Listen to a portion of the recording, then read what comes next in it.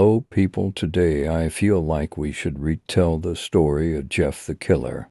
So I think without any restraints, let's start with this video.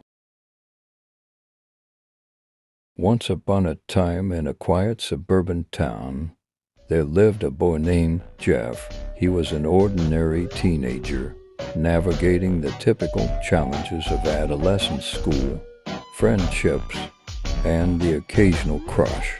However, beneath his seemingly normal exterior lay a troubled soul searching for acceptance and a sense of belonging. Jeff was often bullied at school for his appearance, which fueled his insecurities and led him to retreat into the shadows of his own mind. One fateful evening, Jeff and his family moved to a new neighborhood in hopes of starting afresh. The change of scenery brought a glimmer of hope, and Jeff was eager to leave his past behind. As he settled into his new home, he made a few friends in the neighborhood, including a boy named Liu, who quickly became his closest confidant. They bonded over shared interests like video games and horror movies, which provided a brief escape from the harsh realities of their lives. However, the darkness that loomed over Jeff was not easily dispelled. One day, while walking home from school, Jeff encountered a group of bullies who recognized him from his old school. They began taunting him, and in a moment of rage, Jeff lashed out, only to find himself on the receiving end of a brutal beating. As he lay on the ground, bloodied and broken, something inside him snapped. The once gentle boy transformed into a vessel of anger and despair. Determined to take control of his life, Jeff devised a plan to confront his tormentors. He began to embrace the darkness within him, honing his skills in both physical strength and psychological manipulation. With Liu's support, Jeff trained relentlessly, channeling his pain into a desire for vengeance. The boy who once sought acceptance now craved power and control over those who had wronged him. As days turned into weeks, Jeff's transformation became evident to those around him. He adopted a new persona, one that was cold and distant, shrouded in mystery. While Liu worried about his friend, Jeff reveled in his newfound strength, feeling invincible. The line between right and wrong began to blur, and the once innocent teenager was now consumed by darkness. One night, Jeff decided it was time to confront the bullies once and for all. With a twisted sense of determination, he lured them to an abandoned house on the outskirts of town under the pretense of a party. As the unsuspecting bullies arrived, Jeff unleashed his pent-up rage, turning the night into a scene of chaos. In a frenzy of violence, he took revenge on those who had tormented him for so long. The aftermath of that night was harrowing. Jeff stood amidst the wreckage, breathing heavily, his heart pounding in his chest. The thrill of revenge coursed through his veins, but so did a chilling realization. He had crossed a line from which there was no return.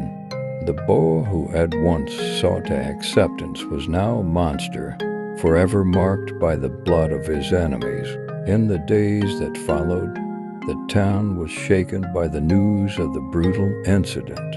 Whispers of Jeff's name spread like wildfire, and the legend of Jeff the Killer began to take shape. Parents warned their children to stay away from the boy with a haunting smile and dark eyes.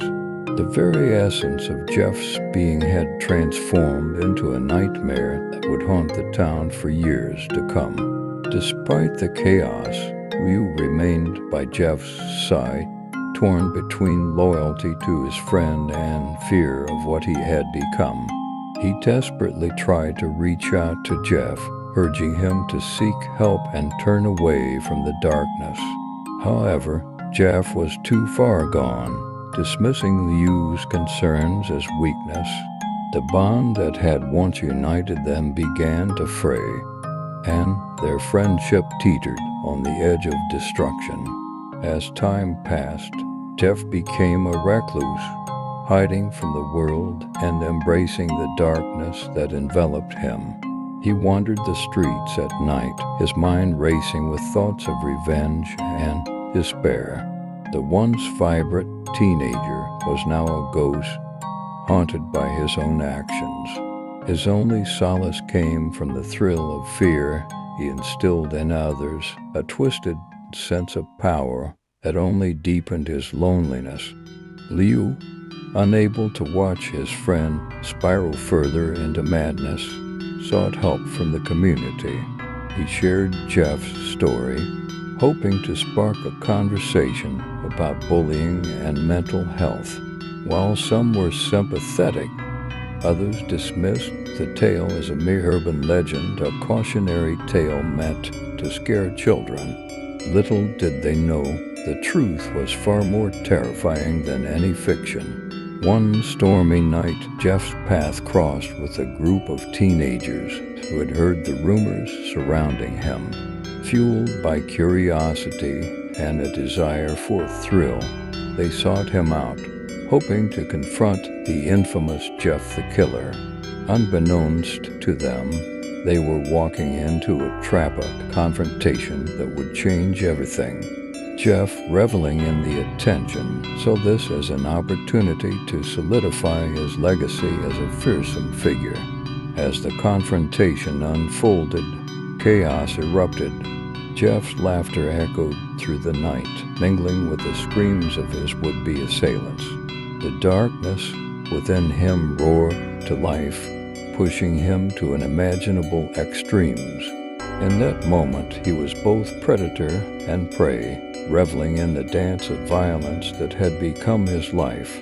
But as the dust settled and the adrenaline faded, a haunting thought crept into Jeff's mind. Was this truly who he wanted to be? In the depths of his soul, he felt a flicker of the boy he once was, the boy who sought friendship and acceptance. That flicker was quickly extinguished by the overwhelming weight of his actions, leaving him in a void of despair. In the end, Jeff the Killer became a chilling legend, a cautionary tale whispered among the townsfolk.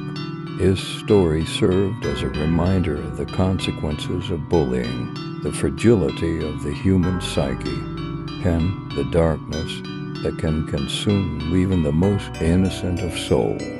As time went on, Jeff remained a specter in the town, a reminder of how quickly one can fall from grace and the haunting truth that sometimes monsters are born from the pain of their own existence.